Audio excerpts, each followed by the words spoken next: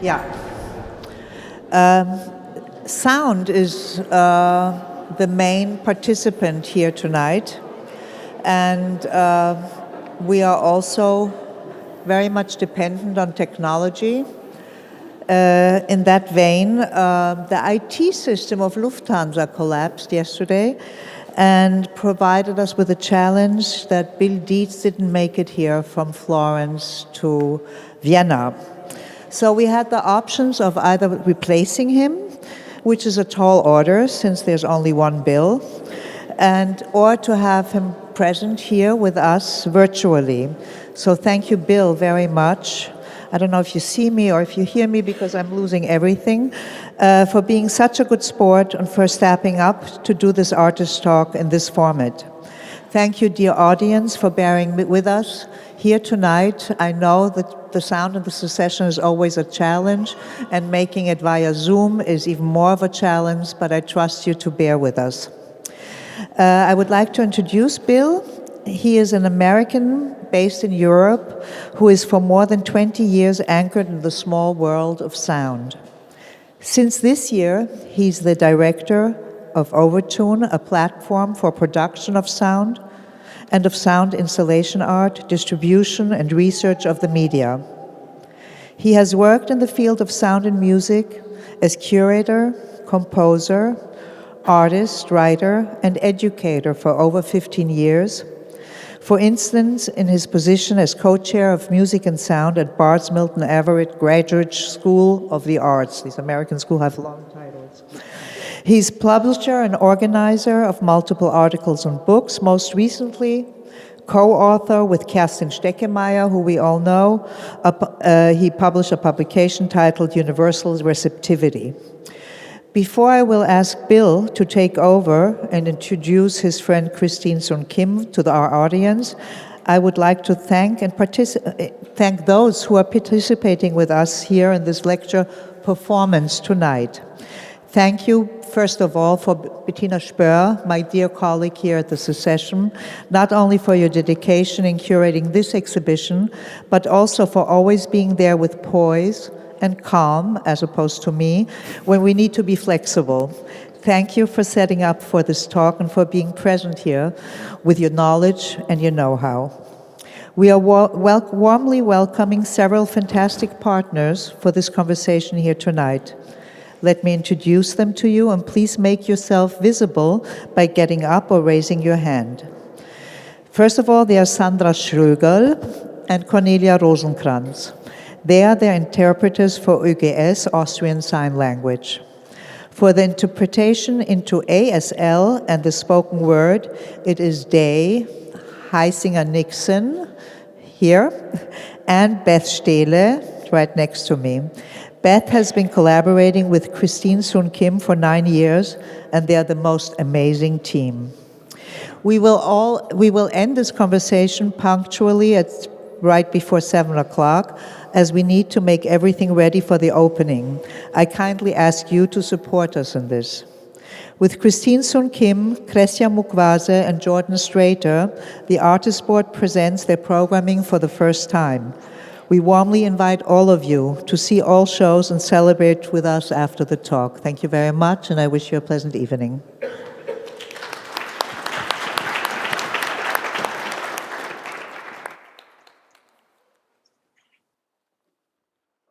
Hi, everyone. Okay, so I hope everyone can hear me, that I'm coming through. Yes? We've got some nods in the room here. Beautiful. I'm so sorry I can't be there tonight in person, but I'm overjoyed that I can be with you in this way. Because of the kind of last-minute upheaval of the situation, I'm going to be reading some of the time from a bit of a script, just because it's a little too chaotic at the last minute. But, you know, as complex as this kind of remote situation is, in a certain way, I think it's very much in keeping with some of the things that we might talk about tonight, about mediation and about the ableist fantasies of immediacy. I've had the great privilege of knowing Christine Sun Kim and of following her work for more than a decade now, which is kind of crazy. We met in upstate New York in 2012 at a moment when her practice was just sort of beginning to bloom in all of the kind of amazing directions we've come to know it, from performance to drawing to writing to Super Bowl interpretation. And because I've been thinking about her work for all these years, I was just more than tickled when she asked me to join her here to celebrate the opening of this wonderful show. And yeah, before I dive into my a little bit overly long questions, as you'll hear in a moment, I just want to also extend my thanks to everyone there at the Secession, especially for figuring out this last minute situation. And most of all, I want to thank all of the wonderful team of interpreters. Yes, great. More not. Okay.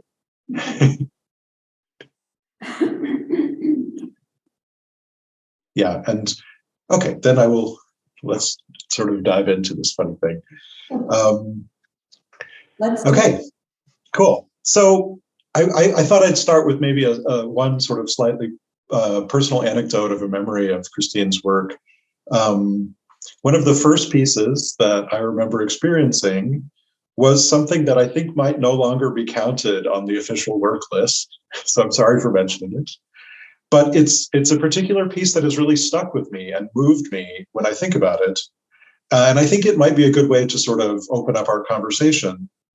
In that old piece, which was a performance piece, Christine entered a fully occupied exhibition space and began handing all of the visitors pieces of piano wire.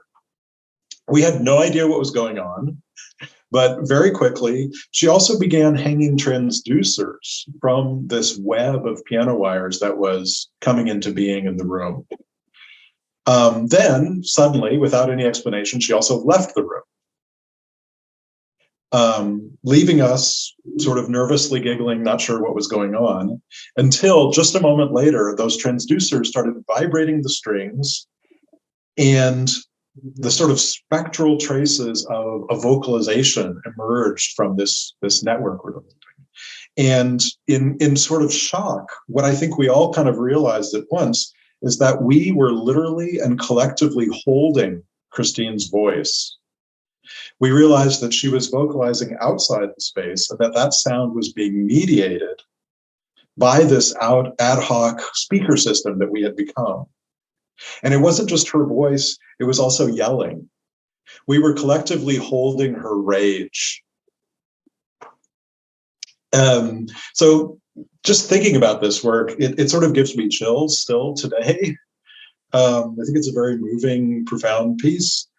And I can't think about it now without thinking about the kind of complex notion of debt that Christine has been sort of describing and working out over all these years, which is, of course, also central in the show tonight. And so I know it's a very, very broad question, but maybe a starting point would be if you could say a few words about this notion of debt and how it kind of plays in the show here in Vienna.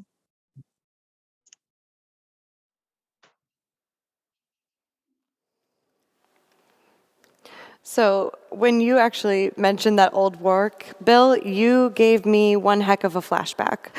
And I recall that moment in my career, especially being in grad school at that time. I was struggling with the concept of rage. It actually took me a long time till I could finally get to the point and say, I'm mad. I'm fucking mad. And I just was so fixated, obsessed, and I still am to this day, but I don't want to burn down the system, right, and overthrow it and cause a rebellion, but that's exactly what you want. And I say that because I mean you as the collective you. My career has always been responding to people's expectations. If somebody tells me left, I'm going to go right. And I've always tried to warp people's expectations of me. Like, for example, people love the idea of deafness and music. that opens doors so quickly. So I take these expectations and I make them a game. I gamify them instead of letting them fetishize it and turn it into a fetish. When I think about my voice, I do ask myself questions like, is my voice becoming disembodied? Is it disconnected from my body? Is it in a violent way that this happens? Or do I offer trust to others who are oftentimes speaking on my behalf? That could be whether it's with interpreters, collaborators, and I haven't found a right or wrong answer to this day. I think about voice. A lot of it is about trust, care, and experimenting together, and that's where I find myself now. This exhibition here actually focuses on 3 themes. 1 is echo, 2 is debt, as you were asking, and 3, collaboration. I have echo because that is responding to a very real life theme that I live every day as an Asian living in Germany, as a woman, as a Korean American, as somebody who's deaf and has a disability. All of those layers create echo upon echo. And this gets magnified in the way that I've grown up. All of my education, for example, has been delivered to me through interpreters. And right now, in this experience, the only person who has direct access to me is my American deaf friend in the audience. Everyone else is accessing me through spoken English, which we have Beth doing today, and more layers beyond that. I think about echoes. I think about how that means everything is secondhand. Or is that just how things are? These are questions I've tried to explore in my work. Now, when it comes to debt and the financial systems and how society handles this, especially being a member of a minority community in the greater society, that brings me to the 2 pieces Q on point, which are the videos that you see with Beth, and we'll talk more about that tonight. That's great.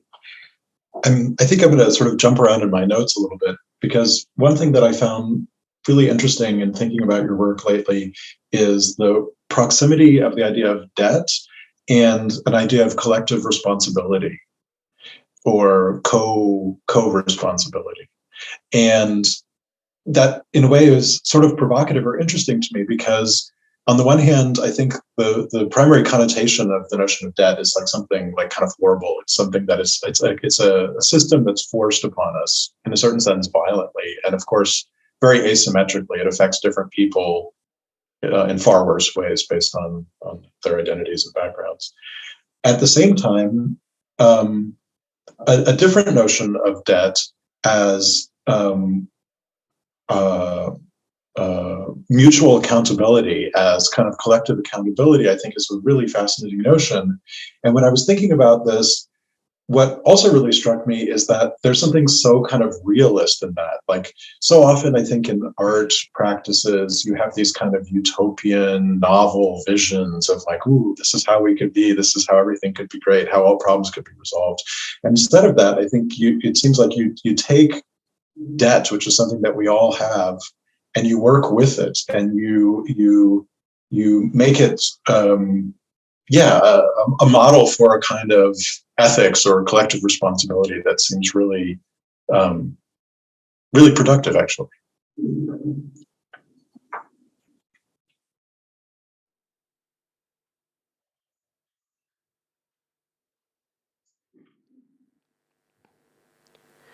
You're right.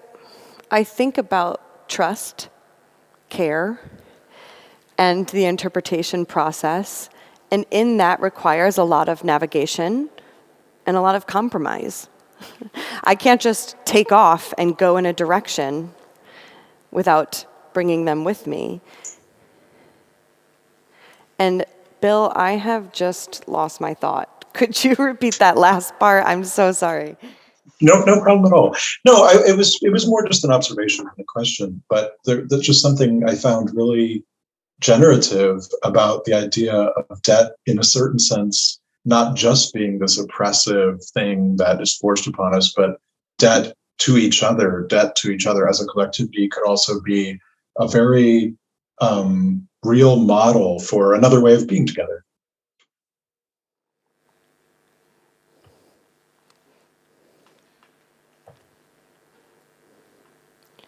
So I often ask myself, is my work always going to be about social justice? But what I realize is that everything I do is a little bit about activism. It's a little bit about social justice, ultimately. So in that, I'm trying to show that not everything is one-sided. There isn't one way, one direction, right? You talked about collective responsibility, collaboration, and it's true. I think underneath everything, I'm showing that everyone is part of the problem. It's not just that people can be interested in other people's suffering and frustrations. Like, my deaf life isn't just about struggling. But by the fact that we're working together means we're taking turns. We don't have to work side by side all the time, but if we can take turns carrying some of that weight and responsibility, we can redefine what is then normal. Yeah. I wanted to go back, I think, connecting to that, to something you said before about mediation, about the sort of experience of constantly communicating via interpreters, et cetera.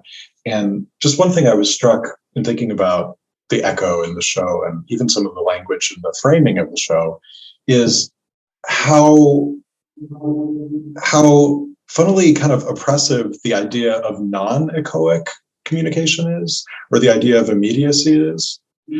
Like, how crazy is it that any of us ever thought that there was no lag, that there was no distortion, that there wasn't constantly the need for translation? There's something so, I think, incredibly ableist in that fantasy that communication is ever transparent. And I think that when one starts from there, that's kind of really interesting. And when I was thinking about your notion of the echo, I was thinking of it as like, not again like an alternative mode that resolves all problems, but rather simply a mode that allows us to see and experience the problems in a different way that maybe helps us to get somewhere else.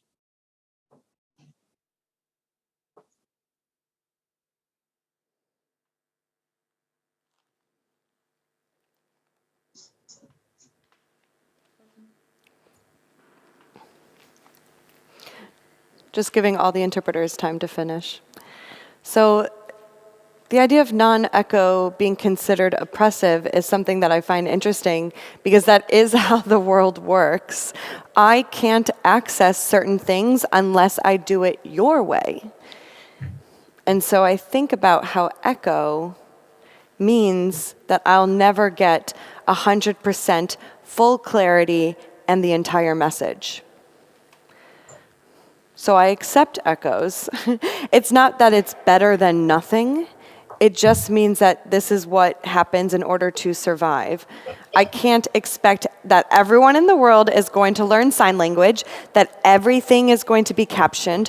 All Uber drivers are deaf and can sign. That's not the world I'm going to live in one day. So that means I have to accept that there are so many echoes in my life, and that means I must navigate. I guess I've never even thought about non-echo as oppressive, but now that you say that, I can feel that that's there. Maybe I can also talk about how echo leads to debt a little bit. Is that also what you're asking around? Yeah, wonderful. Yeah, please.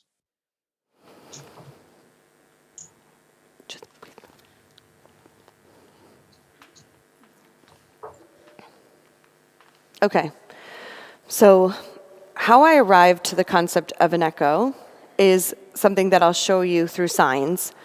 And if you watch me sign the sign for the word future, that's what it looks like in American Sign Language. So if you draw that out, that is 2 semicircles. And that was an era of my work that I focused on for a long time. I then moved on to other themes, other topics. I got into sound. I got into drawing. And part of that's because I can't have everything just be pure conceptual work. I found myself needing to work with my hands again. So I got back into drawing. In that process, echo arrived as a concept. And when it arrived, I realized it was everywhere, more than I realized. So if you watch me sign this sign in American Sign Language, it'll be the sign for echo. Now, I have a surface here, and then the moving hand is the sound hitting the surface and bouncing off, creating an echo. But if I reorient that sign, you have this, which looks like future. 2 semicircles, one after another. And I like it. It has a cute little dip, right? It bounces in and it bounces out. It bounces on, it bounces off. And so this became part of my visual language as an artist. So then I thought about echo and the rhythm to echo. It is musical in a way, like musical notes work. They create a rhythm. Echo as a sign can do the same. In my experience as an American living in Germany, I see how the government, how social systems are in place to support people in a way that the United States doesn't. You know, the United States is a strongly capitalist country, and that shows itself in many ways. One way is that it shows in debt. Many of my friends and family are in debt. Many of my friends and family have student loans they have to pay off. They have 2 to 3 jobs that they have to work. Essentially, it feels like there's an amount that you owe that weighs over your head that you carry with you. And it wasn't until I moved to Germany that I could pay off my student loans, which opened up some space for a new rage. It was interesting. It wasn't anger, it was rage. Rage being a response to years and years of collective experiences versus rage being, or anger being specific and maybe a one-time thing. I don't know if some of that's due to the fact that in the United States, we don't have social systems supporting our citizens, and the government doesn't support us as much as it does in Germany. Now, if you'll give me a moment, I'll show you the sign for O in American Sign Language. Kind of like pay up, you know this gesture. You owe me money. But it works like echo. It hits your palm hard because that owing, that debt is heavy. And going through that process got me to debt. Debt, similar to echo, and that's sort of been my new direction since, in the direction of debt. I'm just curious with the sign, with O, is the difference that it does not bounce, so to speak, off the hand?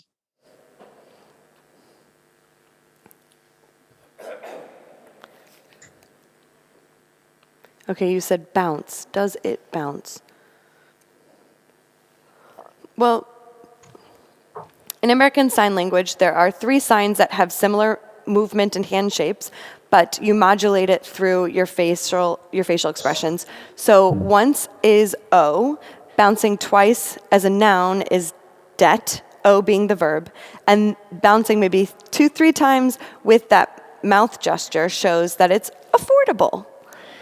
And how interesting that your face is what makes the change from verb to noun to adjective. So asking about bouncing, it's interesting because you would think that because being able to take a loan allows you to afford things, allows you to maybe take out a student loan, allows you to be part of education, taking out a mortgage allows you to be part of the housing market. You'd think that there is a way to get back into things, right? But it feels less and less the case. It seems like people are less so finding themselves in something and instead are seeing checks bouncing, meaning those did not deposit. Right. I was just curious about this because, you know, in terms of a mode of communication and a mode of mediation, pitting the echo versus some idea of transparency is interesting to me, because very literally with sound, what happens with the echo is that the sound is not considered as a piece of clear information that just goes from point A to point B. Rather, it is always situated in a space and in time, and that it only comes to us by its bouncing off of things, by the way it touches other things, by the way it's reflected back to us. So it's like a mode of communication in which mediation can't be avoided.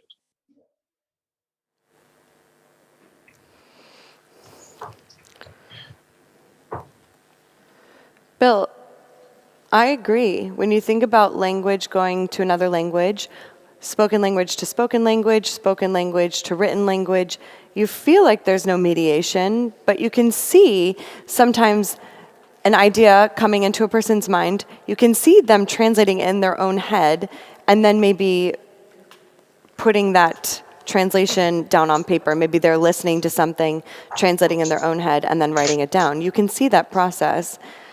What you can't see, Bill, yourself, is in this room, I have my mural here. And that is basically a stretched out, blown up echo that cannot leave the room. It is echoing from the floor to the ceiling, from wall to wall, trapping itself ultimately, bouncing over and over again. It can't change. It will continue to bounce, repeat, echo until one day somehow it finds its way out, if so. No, it's a beautiful model. I mean, what I was just wondering or thinking, trying to draw a few other things together, is about this notion of the echo and about a sort of centering of mediation and your drawing practice, actually. You mentioned before about this kind of need or desire to return to something handmade and a sort of that kind of, I imagine, sort of sensual experience of making. And I wonder if, in a funny way, what's also being proposed there is like a sensuality or even like an erotics of mediation. And the reason I say that is because I think in a lot of sort of normative, from a sort of normative ableist position, mediation is always seen as something bad. It's always seen as something that has to be avoided. It's seen as a hassle. It's seen as like this thing that should be minimized. But in the sort of handmade beauty of these drawings and these portraits of echoes, I wonder if it's gesturing towards like an enjoyment, a pleasure of mediation, that if we started from that, could also suggest a different way of being together.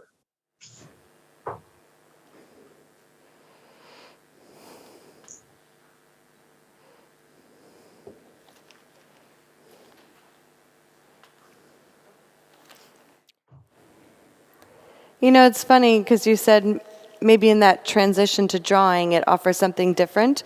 But I will tell you, making that transition to drawing has also been something that's hard on me physically. I have this big sheet of paper on the floor, so my body's crouched down. I use charcoal, which gets messy. The dust flies into my nose, my face. So the process is actually hard for me physically.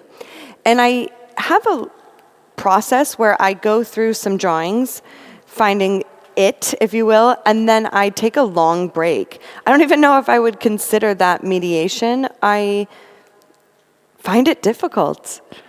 And I wonder if that might find itself layered upon some of the experiences I have here in Europe.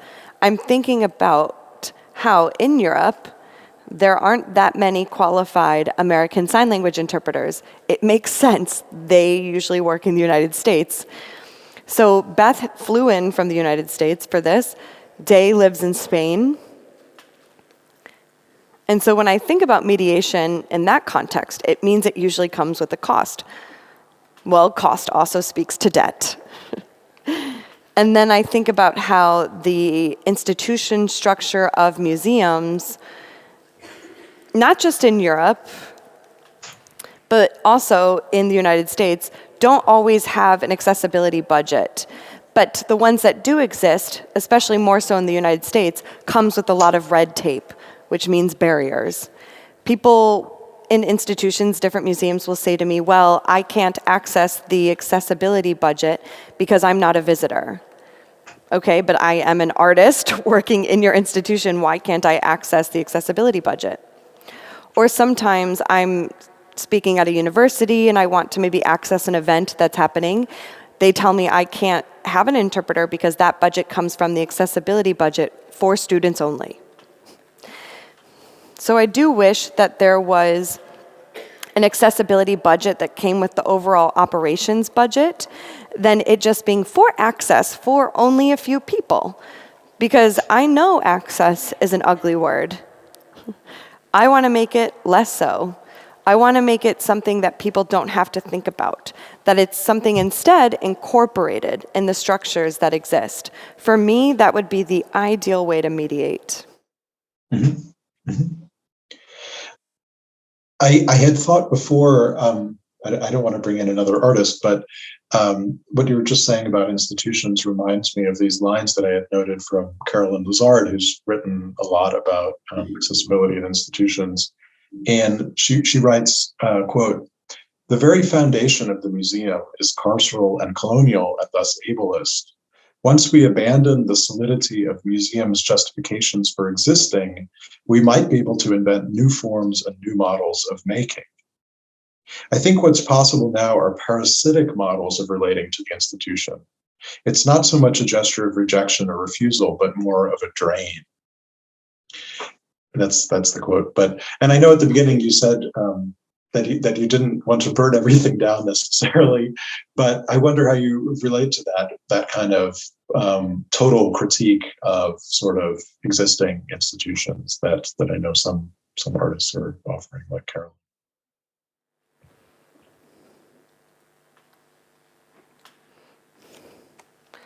So I love Carolyn's work. She's so smart. I love everything she does. And I like the idea of how she kind of works the drain. It's a kind of a nice way of not rebelling, just sucking what you can out of it while you can, right? Using up all the resources. Sometimes I do feel like I'm playing it too safe. But I also just work with so many people that I feel responsible for everyone that I work with. I want to check in and make sure everyone's okay. And I feel like it wouldn't be fair if I did something that angered others. But I don't know. I think I'm still trying to figure out that balance. I don't want to burn it all down. I don't want to drain it all away. But I don't really know what I want to do. And so maybe my work then is more about what is possible, asking for possibilities and going there. I don't know. Maybe I'm being too nice. No, I think it's like I was saying before with this notion of debt, that as I was understanding it, I think there's something deeply realist in it, which is like working with what we have instead of pretending like we can make these grand heroic gestures that are outside of everything, because of course no one says anything. And maybe this is a place also to talk a little bit about something like humor in your work. And I'm not even sure that humor is entirely the right word, but it may be what I find interesting in the question of humor is how it positions us as viewers, how it puts us in a place that is uncomfortable and a place where we have to think differently about our own positions and our own receptivities. I had originally thought of quoting from Freud and his writing on jokes because of Vienna, because I'm corny, but I don't think we need to do that. It's more, I think, interesting to just sort of talk about how the sort of maybe quote unquote relatable surface and the quote unquote jokey aspects of the work displace us. And they put us into like a structurally unresolved position, and you sort of leave us to fend with it. And I think like a great example of that is, how maybe we laugh at a title of an older work of yours, like Trauma, LOL.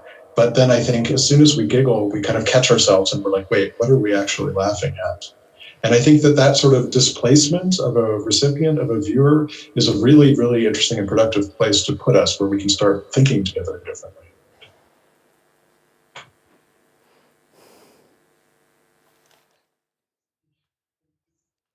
So Trauma LOL was a title of a show that I had reviewed with so many people.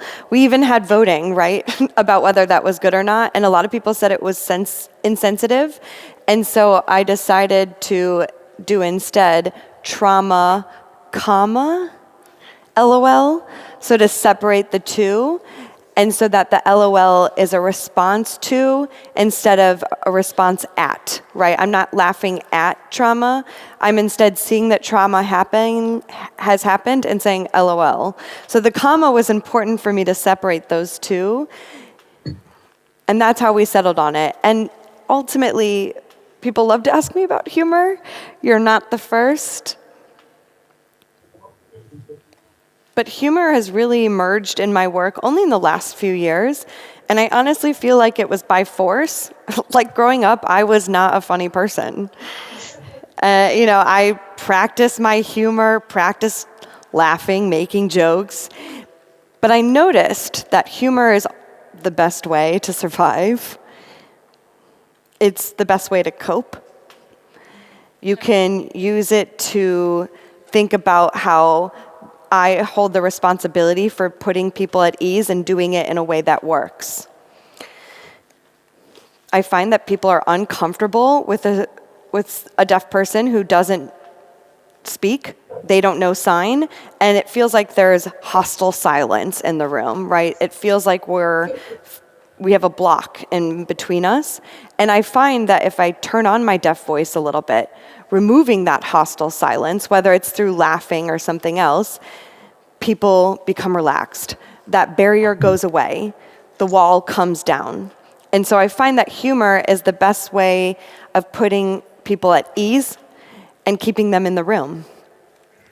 With my work, I want to express my rage and make sure people stay in the room. And the way I do that is through humor. I mean, I won't go into the Freud thing, but it does come to my mind again, because he, in that old,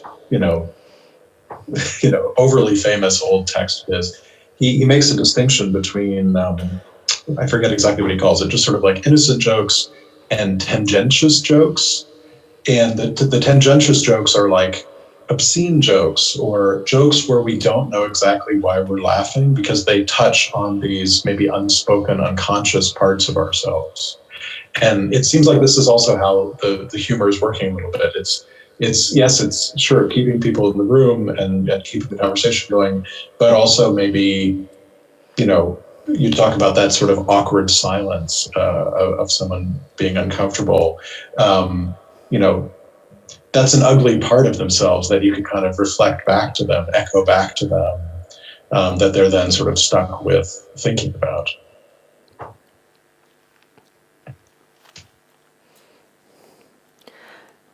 And when it comes to humor, the question comes up of who's laughing at who exactly, right? Yeah. So I had a piece from years ago called Face Opera. And for that piece, I pulled together a group of deaf friends.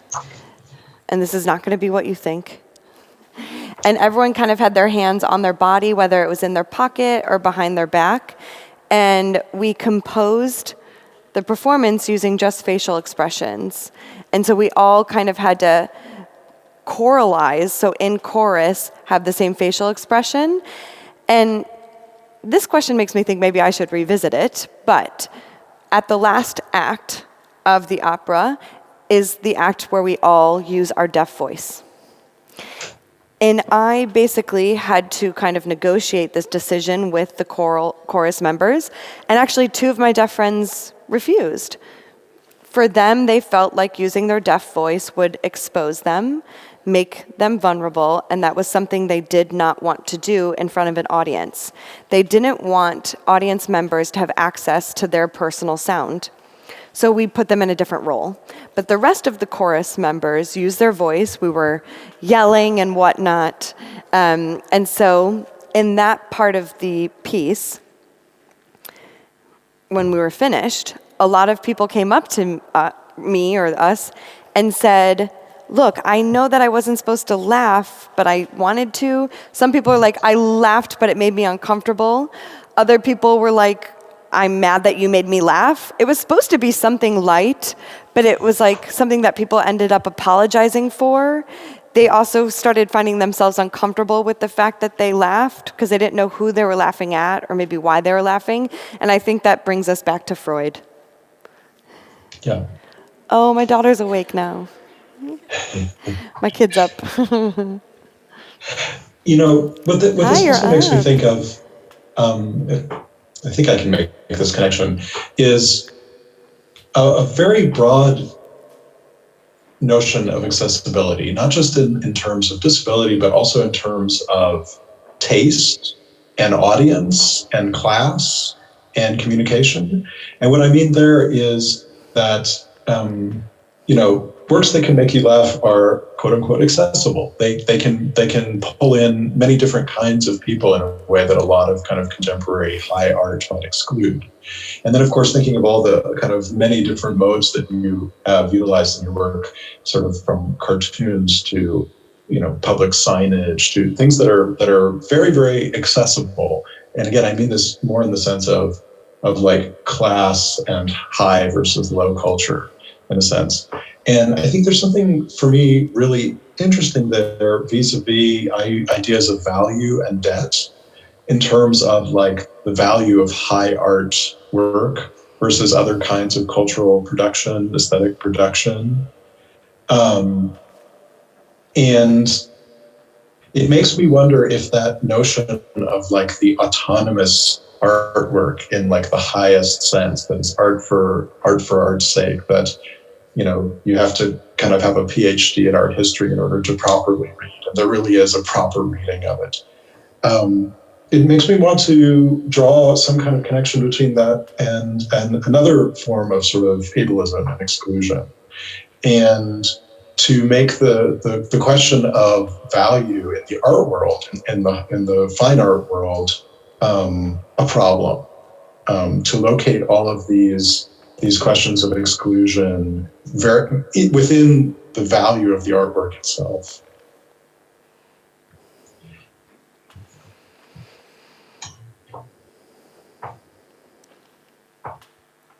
Yeah.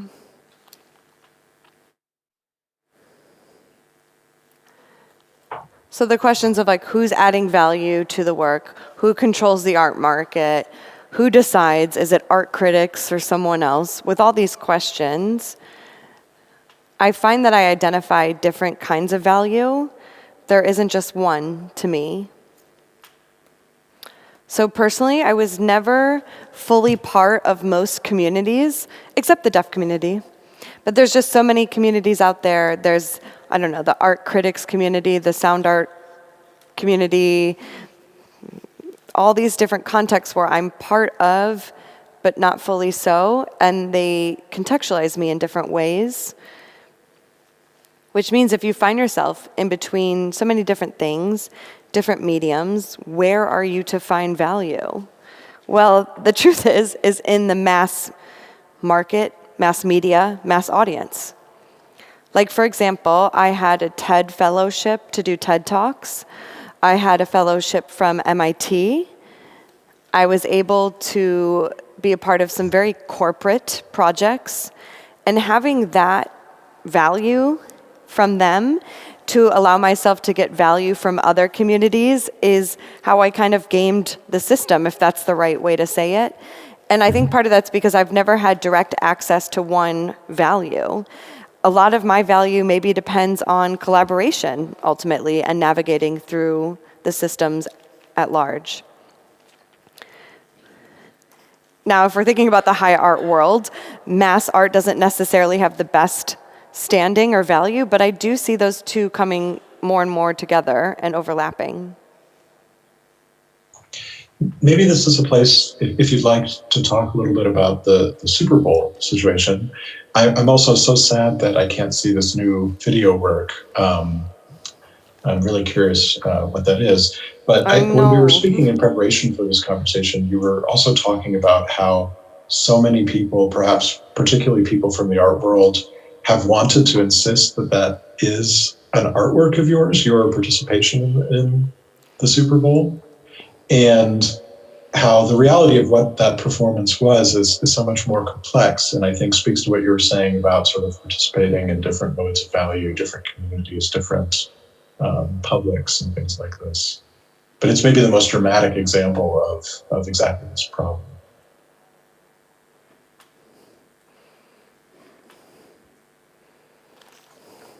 Could you just say the last part again?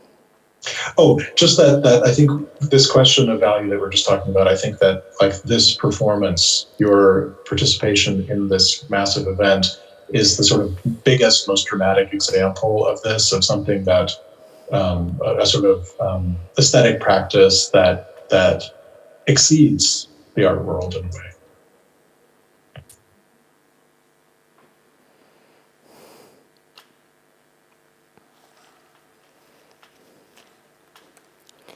So admittedly, at the beginning, I said, this is not going to be part of my art practice.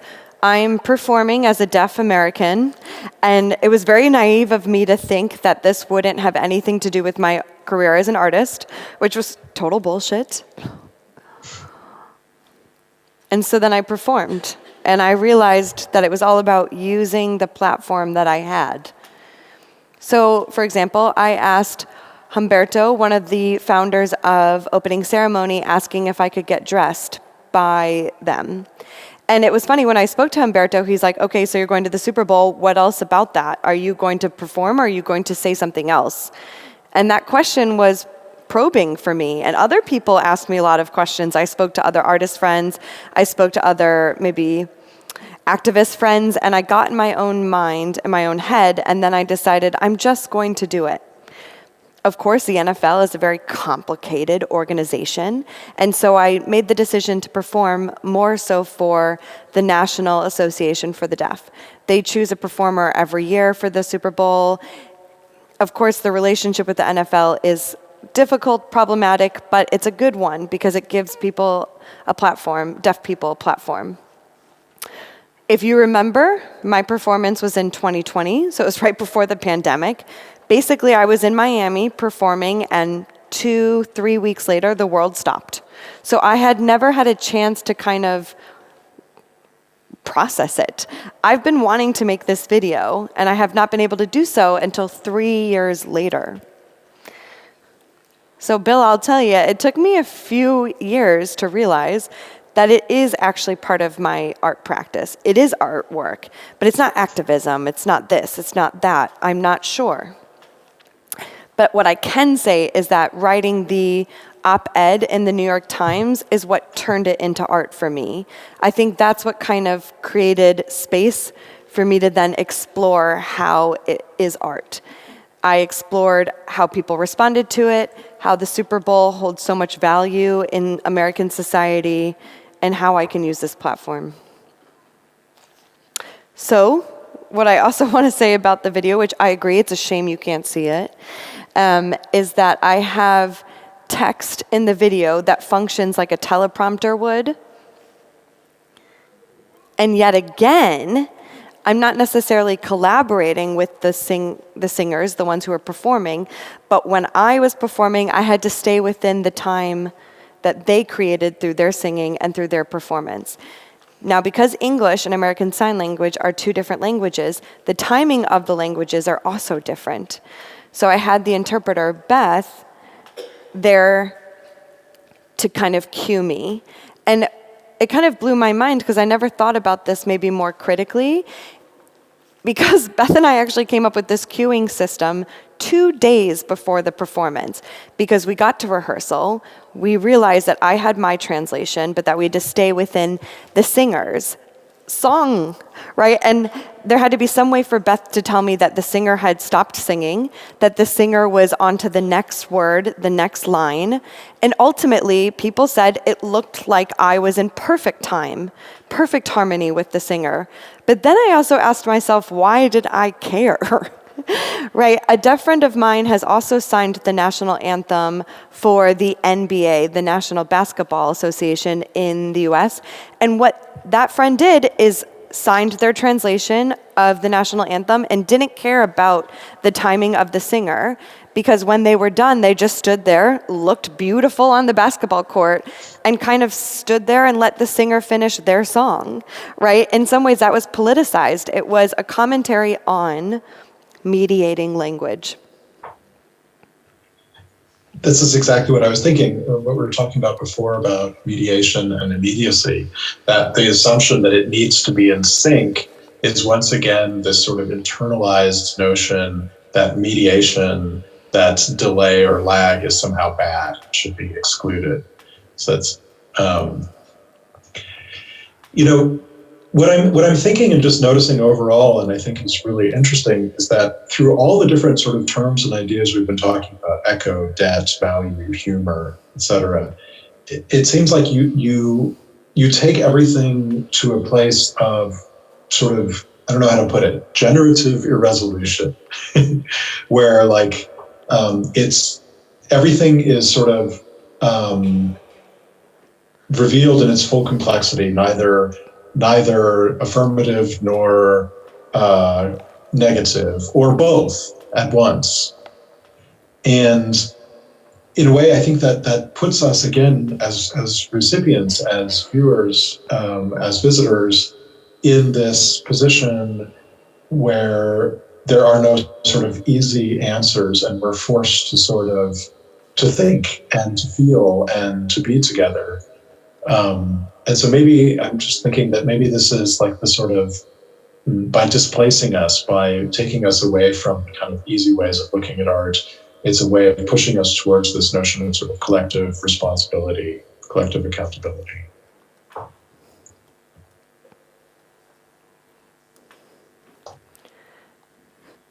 And Bill, we have about 3 to 4 minutes left. So this will maybe be the last. And I'm sorry, could you just say the last part? Oh, I should repeat the last thing. Yes, please. Yeah. Oh, yeah. I'm sorry, I keep asking you to repeat or echo. Am I not? So many of these ideas is that you offer these ideas in a way that doesn't reduce their complexity, where they are contradictory. They are both good and bad at once, in which we can't be in a comfortable, familiar, normative position and just like have an answer, but rather we have to sort of actively feel and think together. And I'm just thinking that maybe this is what I was sort of saying, is maybe that's sort of the opening into creating this space of collective responsibility for an echoic community, something like this.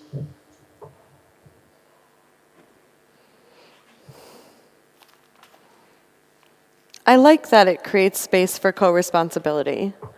We're responsible together and for each other.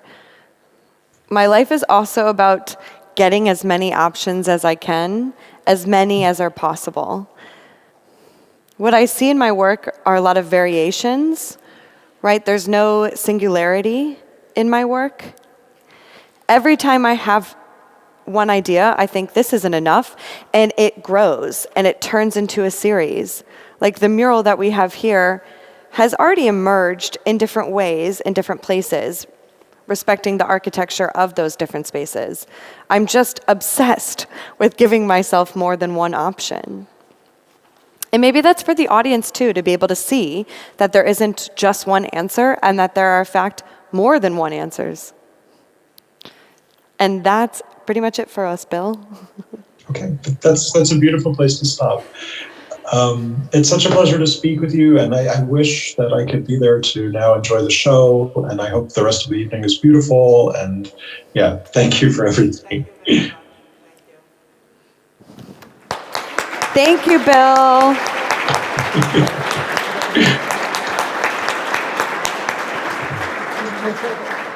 Can I turn you around so you can see the audience? Oh, that would be great.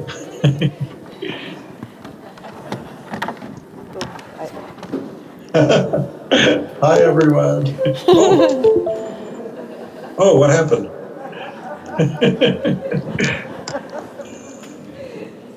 Okay. Hi. Thank you, everyone. Enjoy the show.